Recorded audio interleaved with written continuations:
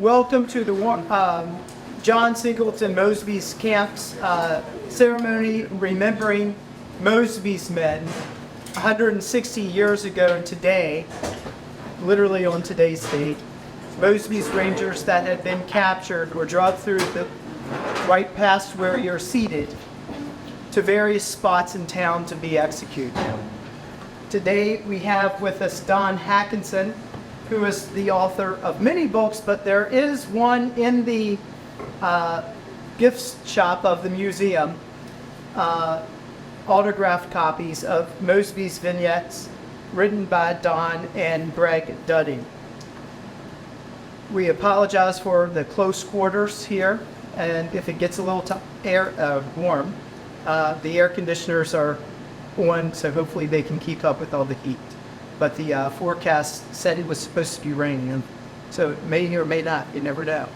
Mr. Hakenson has written quite a bit.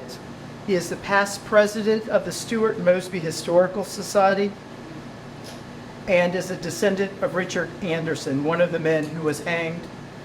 So he brings a personal connection to this tragic history and part of Front Royal's history. His presentation tonight will shed light on the events surrounding these executions and their lasting impact on our community. The speech will cover the historical context of the Rangers during the war, the circumstances leading to the hangings here in Front Royal, personal stories of those who were executed, including Mr. Anderson, and then, and finally, the impact of these events on local families and this community. Here we are 160 years removed from the tragedy, and we are remembering them because their lives did mean something, and the families that were affected that day 160 years ago are still affected, as evidenced by our speaker being present here today. So I ask you to welcome Don and give him your attention. Thank you.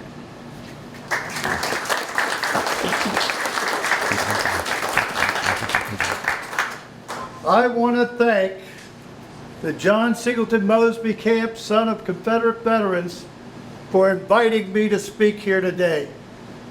I want you all to know that I am extremely honored. One of the men that was executed on the 23rd of September of 1864 was my great-great-uncle, Thomas Eli Anderson. And he is a person in our family that we remember. So this talk and this invitation means a great deal to me. Before I start my presentation, I always want to recognize somebody that was very special to me. I had a teacher in the 3rd and 4th grade, and her name was Mrs. Swain. And every single day, she would talk about a great Virginian. And every single day, I would look forward to her talk. And when we learned about the war between the states, make no mistake about it, it was the war between the states. We learned about Robert E. Lee, Stonewall Jackson, Jeb Stuart, and Abraham Lincoln in that order. I bet they don't teach that today. She was a great teacher. She was a great Virginian. And she was a great American. And she instilled a love of Virginia history in me that still exists today. And I always want to recognize her before I give a talk. The subject or the title of my talk could have many different titles. We could call it the Front Royal Executions. We could call it the Front Royal Murders. We could call it Death in Front Royal. You can decide what you want to call it. What I'm going to talk about today is I'm going to give a brief description of some of the important players that I'm going to be talking about today. I'm then going to talk about some of the events that occurred before the 23rd of September of 1864. Then I'm going to talk about what happened on the 23rd of September of 1864. And then briefly, I'm going to talk about the aftermath. I hope you will enjoy it. One of the first people I want to introduce is John Singleton Mosby. We're in Front Royal, and I've got to believe that everybody here has heard of the Gray Ghost, John Singleton Mosby. Yeah. He was born on December 6th of 1833 at Edgemont in Powhatan County in Virginia, outside of Richmond. A lot of people thought he was going to die and wouldn't survive until he was 6 years old, but he fooled them. But he was a fighter. He would get into fights all the time. He was a thin little guy, but he wasn't afraid to fight. It would pay good stead for him later. Make no mistake about it. A lot of people, he went to the University of Virginia. He shot a student. He got convicted. He was sentenced to a year in jail, a $500 fine. He was pardoned by the governor of Virginia. And after that, he became a lawyer. The man who convicted him helped him become a lawyer in the state of Virginia. Think about that. That's amazing. He loved the Union. He loved the United States. And a lot of people believed that this man would join the Union Army. But just like Robert E. Lee and Stonewall Jackson, he couldn't pull his sword against his mother's state, and he joined the Confederacy. And he joined the Washington Mounted Rifles. And he would later ride with Stuart, be a scout for Stuart.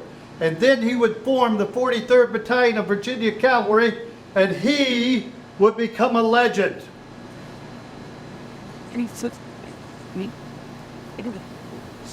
Another person I want to introduce is George Armstrong Custer. Not one of my heroes. He was a brigade commander in Merritt's Division. He was born in 1839 in Ohio. He went to the United States Military Academy. He was last in his class. And he would become famous or infamous, depending on how you want to look at it, here in Front Royal.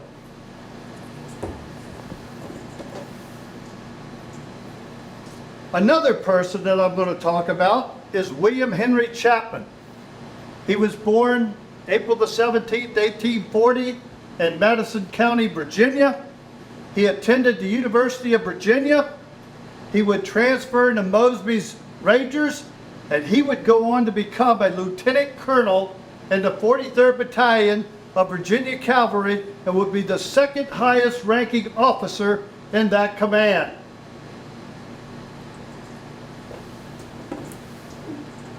Another person I'm going to talk about is the brother of William Chapman, and that is Captain Samuel E. Chapman. He would become a captain in Mosby's command. He would be in charge of the artillery at the very beginning. He was born August the 27th of 1838 in Luray, Virginia. His younger brother became the lieutenant colonel, and the older brother was just a captain. But he became an intimate friend of John Singleton Mosby after the war. And he died July 28th. I'm sorry, he died, I don't have the date that he died. I think he lived pretty good into the 20th century. But I want to briefly talk about him.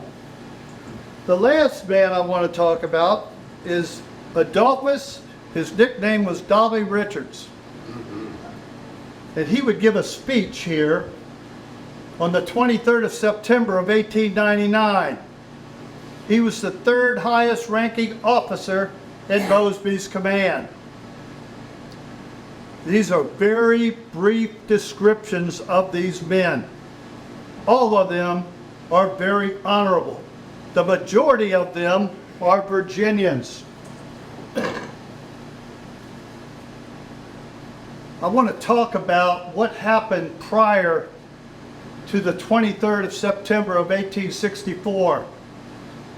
And I want to talk about some of the things that caused bad blood between the Union cavalry and Mosby's Rangers.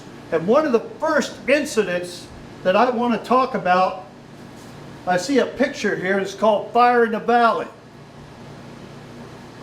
John Singleton Mosby attacked Sheridan's wagon train on the 13th of August of 1864, and he would wipe out about 75 of those wagons. He would capture 500 mules, he would capture over 200 cattle, and he would take over 200 prisoners. And he would only lose 2 men in that fight. Sheridan was so embarrassed of what happened on the 13th of August of 64 that he would pull his men back to Harper's Ferry, and he would stay there for a month. The only person that he had to fear was John Singleton Mosby and the 43rd Battalion of Virginia Cavalry. Sheridan is learning about this man. Mosby, I want to add, Mosby was about 5'7" and 125 pounds, but he was a tough man. Yeah. On the 16th of August of 1864, General Grant hears about what happened on the 13th of August. And he sends a message to General Sheridan, and he says, "Where any of Mosby's men are caught, hang them without trial." We're starting to hear the black flag. We're starting to feel the anger of the Union cavalry. And it's starting to permeate throughout the Union Army. On the 18th of August of 1864, Mosby's Rangers are involved in a scout between Berryville and Charlestown. And they would attack some Union pickets that belonged to the 5th Michigan Cavalry. They would capture a couple of those pickets and they would kill one of them. And then they would leave the area. George Armstrong Custer was in charge of the 5th Michigan. And he was angry when he heard that one of his men on picket was killed by Mosby's Rangers. And he used the term murdered. Mosby's men murdered his picket. I don't know how many military people are in this room. I'm a Vietnam era veteran myself. When did it happen that a man goes on picket and nobody can shoot at him? I don't know what Custer is talking about. I don't understand that. But Custer wants revenge. And he decides that he's going to destroy 4 homes in the valley near where that picket was killed. That's his order. One of the men that has to carry that order is a guy by the name of Captain Drake. His first name is George. He's with the 5th Michigan Cavalry. And the very first place he's going to go to is late at night on the 19th of August of 1864. And he's going to go to a house owned by Josiah Ware.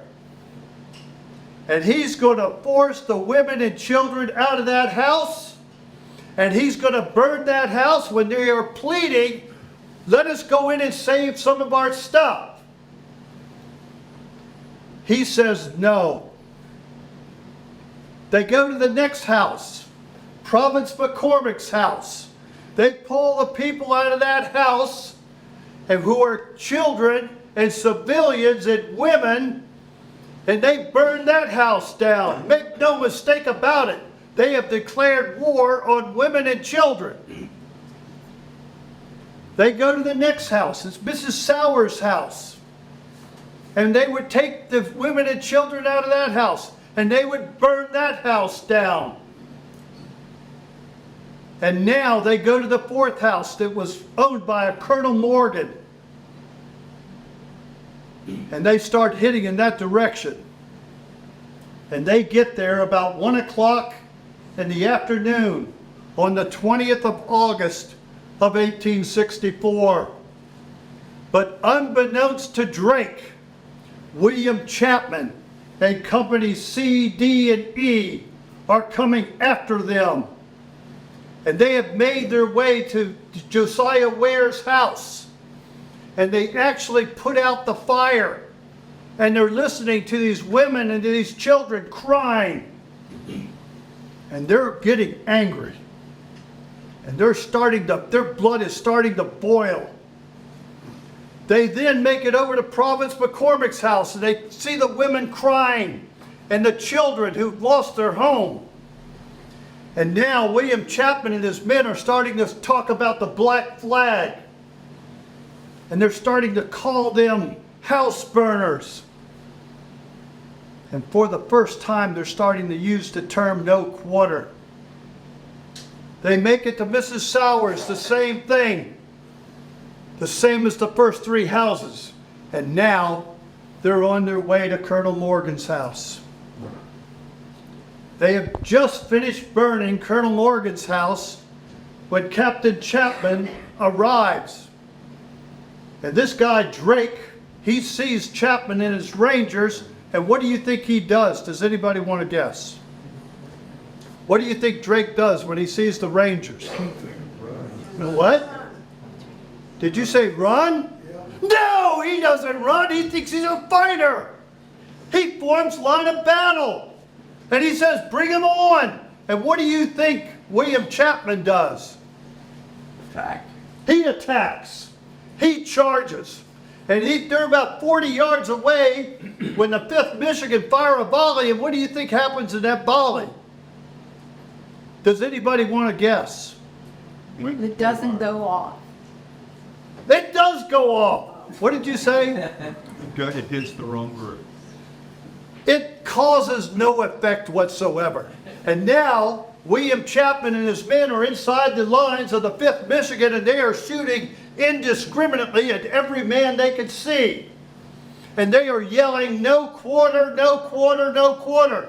And if a Union soldier throws up his hands, he is being shot. Make no mistake about that. I don't know how to sugarcoat it. 25 of the men out of 50 would be killed in that fight. Drake would actually get away. He started out, he was a fighter, he wanted to fight. He might have been the first to run because he got out. Mosby would send a report, and this is what he said. Chapman used no quarter. And he killed 25 men and he captured 26 horses. And that was the report. Can you feel the anger and the hatred that is occurring in the Shenandoah Valley? Yes. Can you feel it? I can feel it. I'm sorry, I get fired up, Suzanne. Keep going, Don. Now I want to talk about the 22nd of September of 1864. Sam Chapman and 120 Rangers go out on the scout, and they actually capture a couple Union soldiers on horseback. And they tell them that on the 23rd of September of 1864, there is going to be a wagon train coming from Milford on its way to Front Royal. I made this up. It is not made to scale. I'm sorry, I'm not the best map maker there is. But this is going to help me describe what happens. Sam Chapman and his 120 Rangers are now heading towards Front Royal. And he has a Ranger who is born and lived here in Front Royal, and his name is Thornton Leach. And Thornton Leach is going to take the Rangers and he's going to go to his father's house, Leroy Leach. And Leroy Leach lives in a house that's called Mountain Home. I don't know if you can see the house over here, but there's two mountain homes. The home that the Leaches lived in, and there's another mountain home. If you go up 522, the Chester's Gap, you'll see a mountain home that is now a bed and breakfast, but living there in 1864 was the Gardner family. Okay? Are you following me? Yes, sir. I'm glad to hear that. Leach house isn't that far from where that was. What? The Leach house isn't that far from where around that bound. I want to tell you something. In 1864, there used to be a road that went in front of the Gardner's house and went to Thornton Leach's house, and that road went all the way to Route 55. It is not there today, but it is a part of the Appalachian Trail. Okay? It used to be open. What? In 77, it was open. You could go from one to the other. Oh, But now it's closed. I went on the other side. I made it halfway. I went from Route 55 and made it halfway and it stopped. Right, okay. So I checked both sides. Okay. It's late on the 22nd, or maybe it's early on the 23rd of September, somewhere 2, 3, 4 o'clock in the morning. And Sam Chapman is talking to this gentleman over here. I don't know how many people can see his picture. This is Leroy Leach. How many people can see that? That's Thornton Leach's father. And so Sam Chapman is talking about he wants to attack this wagon train that's coming up from Milford, and Leroy Leach is telling him some really good places to set up an ambush. And he's talking about the area, and Sam Chapman is so impressed with the information that he's getting from Leroy Leach that he asked him, "I'd like for you to come with us so you can set up our ambush." And Leroy Leach says, "Well, I've already let my horse running loose in the fields, and it's late at night, it's dark." He said, "I'll never find my horse. I won't be able to go with you." Sounds pretty honest, doesn't it? But Sam Chapman wants him to come with him. He needs him. So he says to Leroy Leach, "Take your son's horse. We'll leave Thornton here." And that's what he does. So Leroy Leach gets on his son's horse, Thornton Leach, and they come down the road and they come out here, and he proposes some nice ambush sites. He tells Chapman that this is a real good ambush site, which is right where Kreiser Road is, where you can see the Luray Front Royal Turnpike, and he puts Chapman on the north side of the road. Can you see that? He then goes down the Kreiser Road and he puts Walter Franklin and his Rangers, actually they're on the south side of the road, he puts Franklin and his Rangers on the north side of the road. And here's the plan, so you can hear what the plan is. As the wagon train is coming up from Milford, they're going to pass Chapman and his men who are hidden in the woods. They're going to keep on going, and then Franklin is going to hit them in the front. Okay? The plan is, as soon as Franklin hits them in the front, Chapman is going to hit them in the rear. Sounds like a pretty good plan, doesn't it? What happens to good plans? They go awry. They go awry. They fall apart. They don't go as planned. The Temmings, death. No. Now, Leroy Leach, he set up these places, and it's dawn. It's dawn. Daylight is coming. And now he's going to ride back to his house, and he wants to give his horse to his son Thornton. Make sense? Except while he's riding the horse back there, he realizes that the horse needs to be shod. And so he knows his son can't ride that in combat. So he finally goes back. He sees Thornton. He says, "Thornton, you need to go to the Gardner house. They've got a blacksmith shop. You need to get your horse shod before you get before you get together with Chapman and Franklin. And that's what he does. He now takes the horse, Leach, and he goes down to the blacksmith shop. Now daylight is here. And instead of a wagon train, we're getting an ambulance train. Does everybody know what I'm talking about when I say an ambulance train? We're talking about wagons holding what? Wounded soldiers. They come up and they pass Chapman. They start heading towards Franklin. And then a scout rides up to Chapman and he says, there's a Union brigade of cavalry behind them, Merritt's division. And Chapman realizes they can't take on a brigade of Union cavalry. So he tells Harry Hatcher, Mosby would say about Harry Hatcher, he was the bravest of the brave. And he tells Harry Hatcher to take his men and start racing to the Chester Gap to get the hell out of there. Don't know how else to say it. He then is going to ride to Franklin. By the time he gets to Franklin, what do you think Franklin has done? He's been attacking. He's hitting that ambulance train. Now Chapman runs up and he says, you're fighting a Union brigade of cavalry. Retreat. Franklin says, we're whipping them. We don't want to stop. And he says, a brigade of Union cavalry is behind them. They'll overpower us.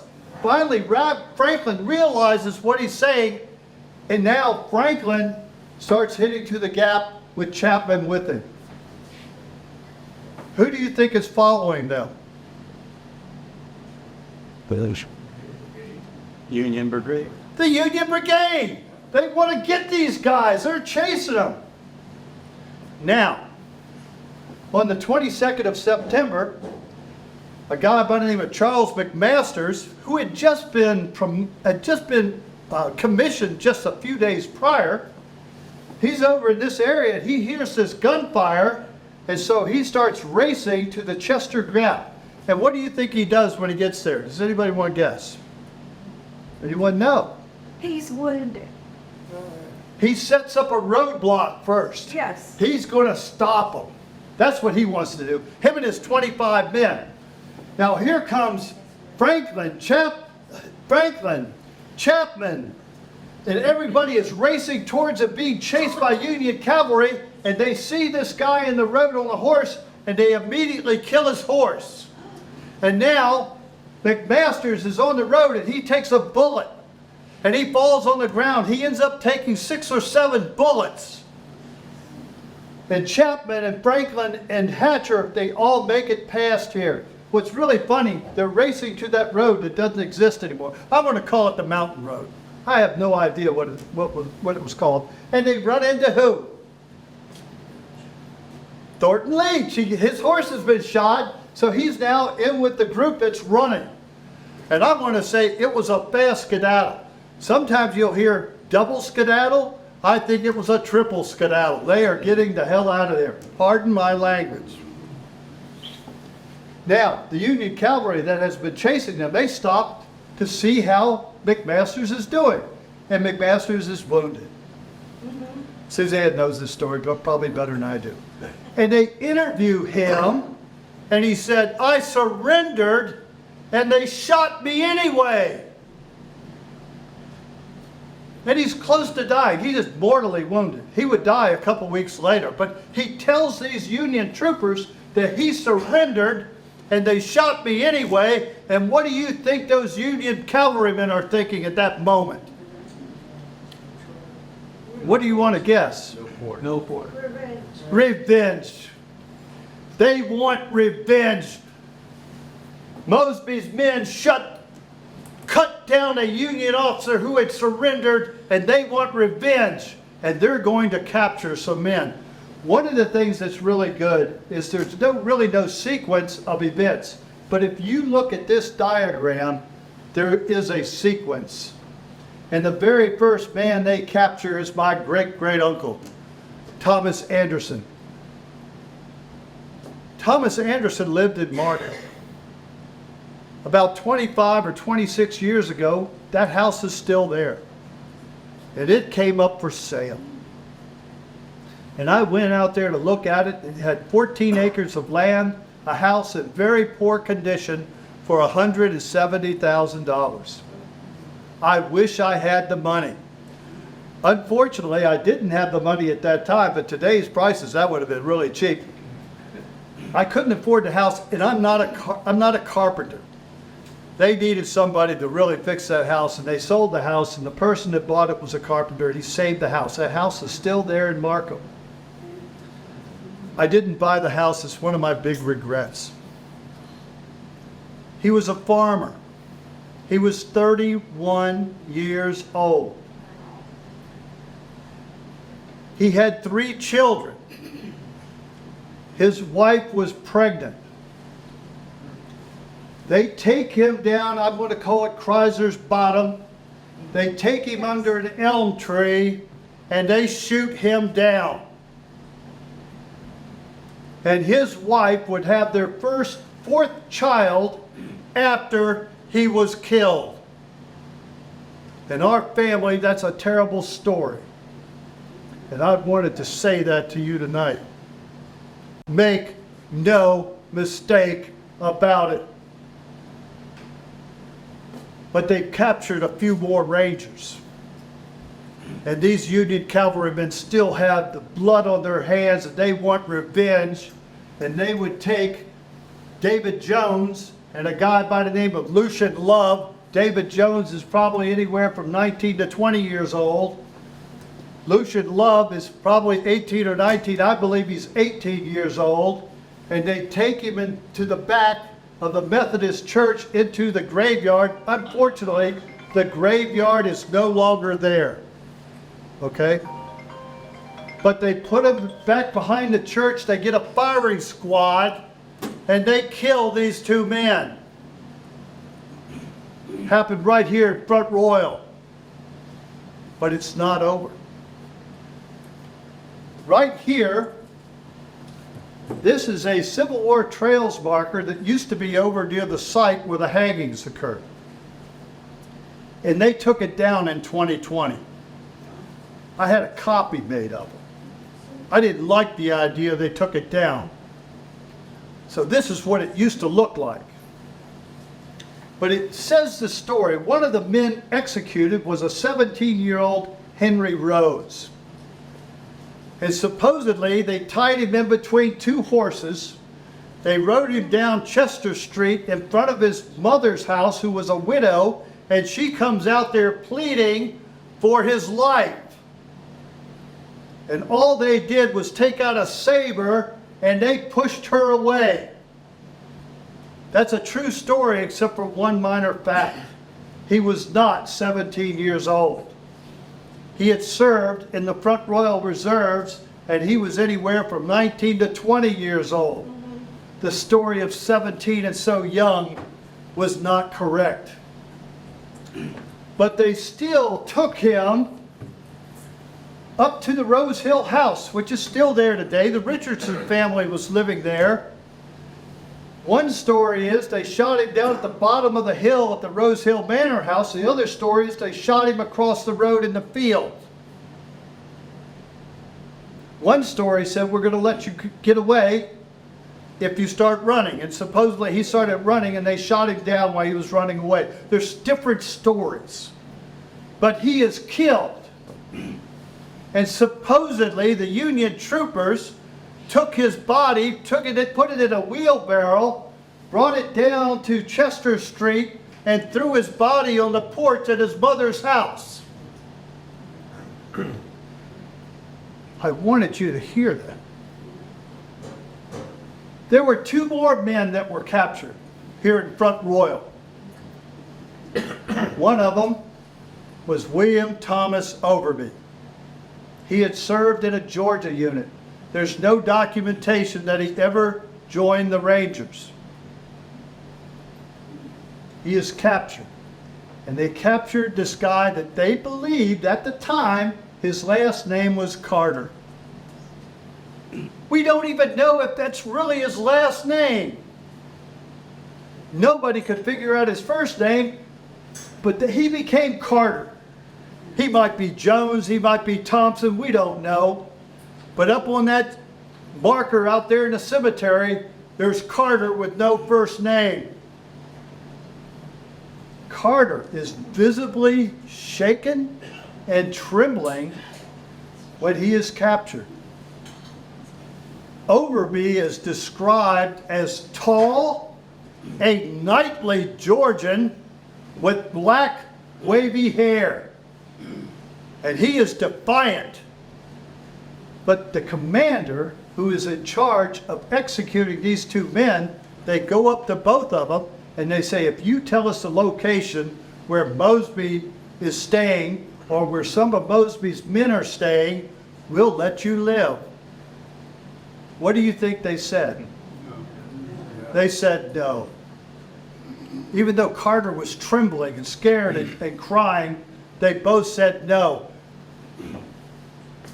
But William Overby, who would later be known as the Nathan Hale of the Confederacy, he says, Mosby will take 10 of you for every one of us. He is defiant to the end. Make no mistake about it. Sweet. They get both of these men and they tell them to stand on the back of a horse. So they're standing on the horse. They put a noose around both of their necks and they put it around a walnut tree. But whoever is in charge, he says, you guys have one last wish. Carter says, can you give me a Bible? Even though he's trembling, he's scared, they give him a Bible. He's holding the Bible, he's praying.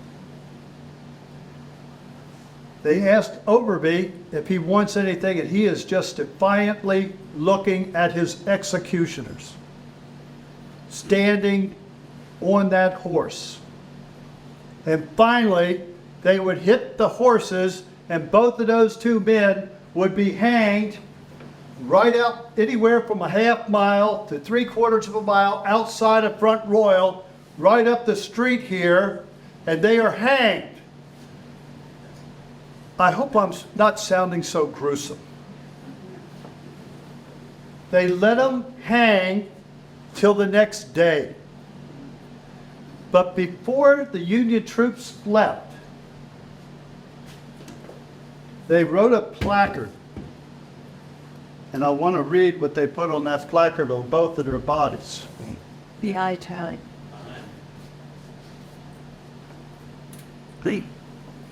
There's actually two accounts of what was written on these pieces of paper that they put on these two men that were hanged. One is, such is the fate of all of Mosby's men. The other account, the gentleman said, hung in retaliation for shooting and killing wounded officers and men after being captured. I think that was too much to write on a piece of paper. I believe such is the fate of all of Mosby's men. But I wanted you to know that there's two different accounts of what was written on that piece of paper. The next day, I've got to believe it was a relative of Thomas Anderson. They take a wagon, they come in the Front Royal, and they put Thomas Anderson in the back of that wagon. And then they go up here, and they put William Overby in that wagon. They didn't put Carter in the wagon, they put Overby in the wagon. And they took him to the Anderson Family Cemetery, which is behind the house in Markham. And they would be buried there until 1999. And I think Suzanne Sillick and Dewey were there. It was January. Tom Evans gave me a really good account, and I'm going to try to give you a brief account of what he told me.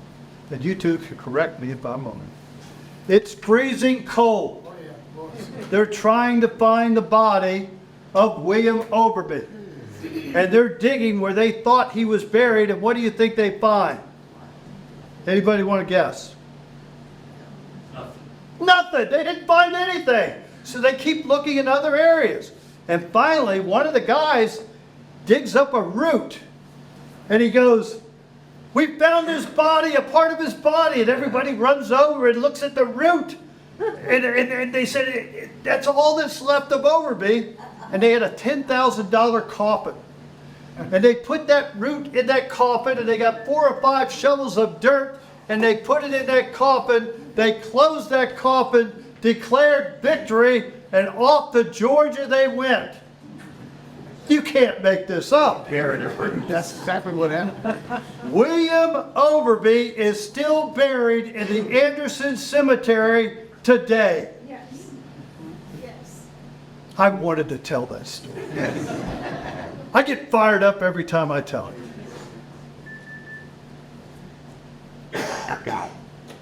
The aftermath of what happened on the 23rd of September of 1864. A few weeks later, another ranger in the Chester Gap is captured by General Powell. And his name is Albert Gallatin Willis, and he is buried behind Flint Church. Yes, sir. Wallace Chap. Not Willis, is it called Willis Chapel? Yeah, I mean, That's called Willis Well, Chapel. I thought the church before you come down the hill is Willis Chapel. Yeah. There's a Willis Chapel as you're coming down the hill, and then there's the church right there in Flint Hill. The church in the bottom.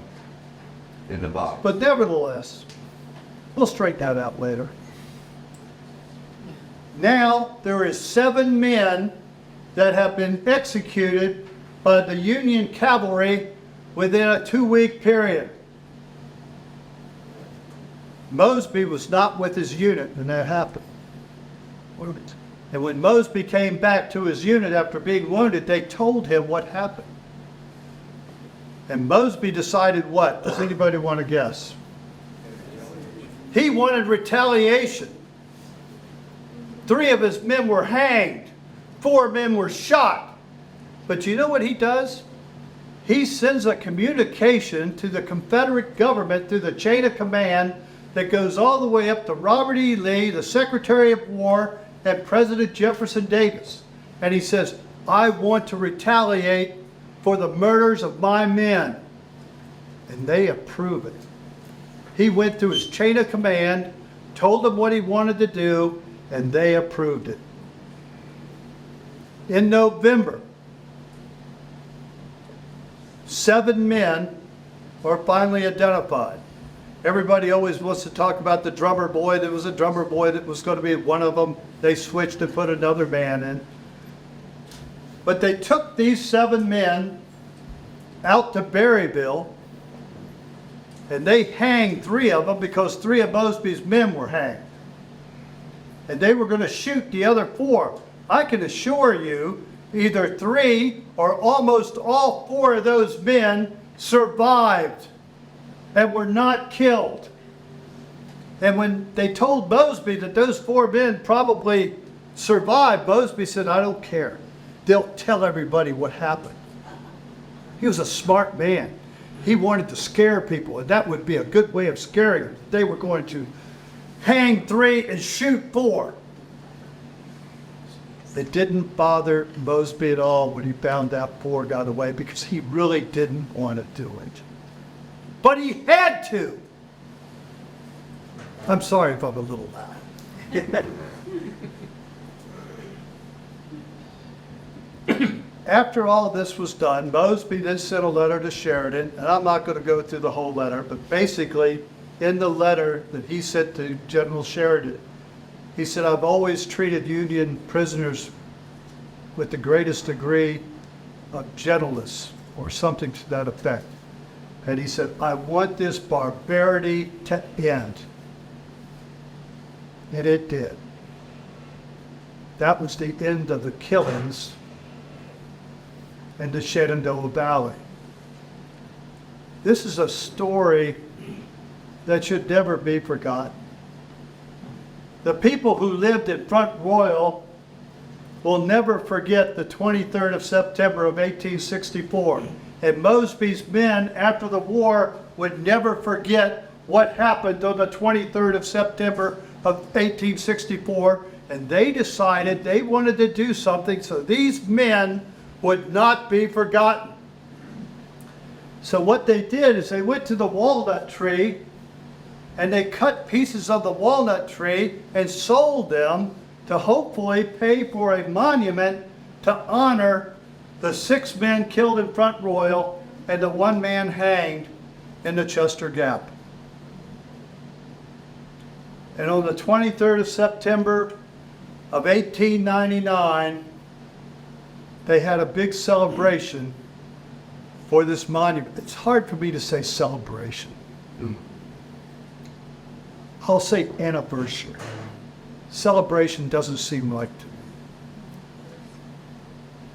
And Dolly Richards, who was a major in Mosby's command, he's the keynote speaker. And he gets up and he speaks to this large crowd who came there to honor these 7 men. And he says that Custer did not execute these men, and he did not give the order to execute these men. He said General Torbert did. Mosby reads that, and he gets hot, and he writes a letter to Dolly Richards. And he said, I went in the Front Royal right after the executions, and I talked to the people in Front Royal, and they told me that the one person that everybody could see was George Armstrong Custer. And he could have stopped the executions, and he did nothing. And Mosby said that he is still going to blame Custer. And when he died, he still blamed Custer. It's hard for me to disagree with John Singleton Mosby.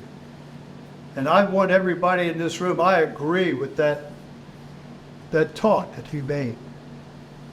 Custer could have stopped this, and he didn't. And Don Hakenson is going to go to his grave blaming George Armstrong Custer.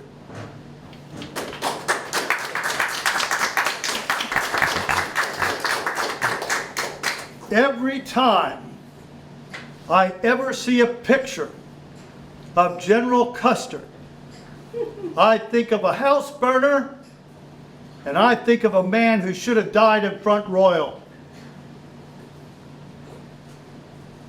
I had talked to my wife. I wasn't sure how I was going to end this presentation.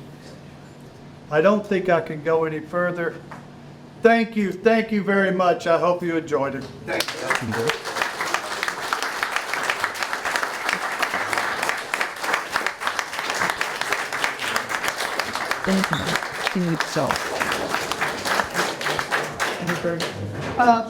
Thank you all for coming tonight.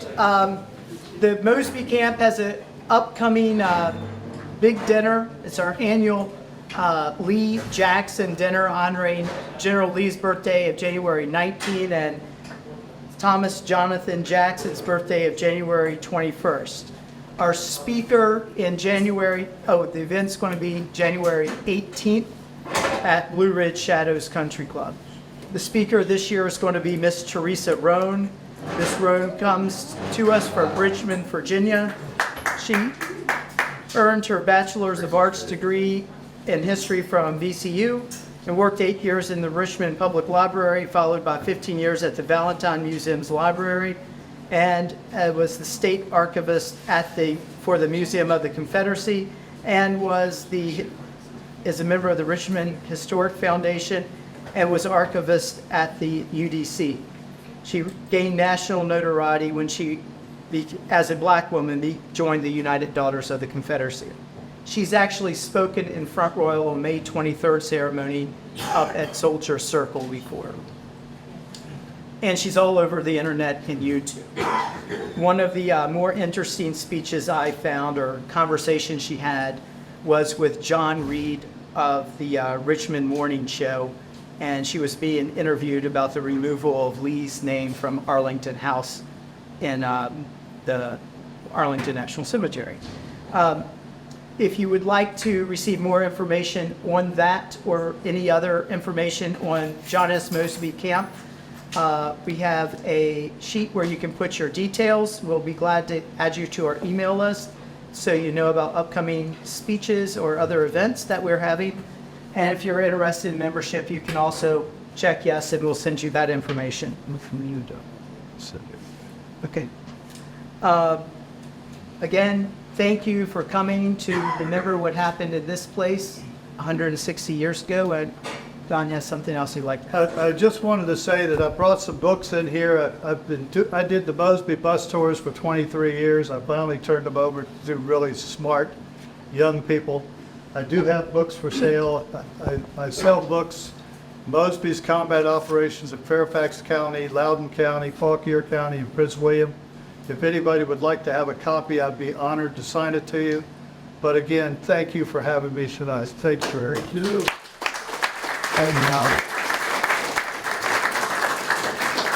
Also, on behalf of the Sons, a very special thank you to the One Rifles Chapter, United Colors of the Confederacy, for hosting us tonight. Please, please, please stop by their gift shop out front. They have some phenomenal books that are for sale, some by him already signed, and they have lots of other stuff. If you would like to look around the museum, you're welcome to do so. The general fee for admission is $10. Make a healthy donation. These ladies need money to keep the museum open and help share the history of Front Royal in this day and age.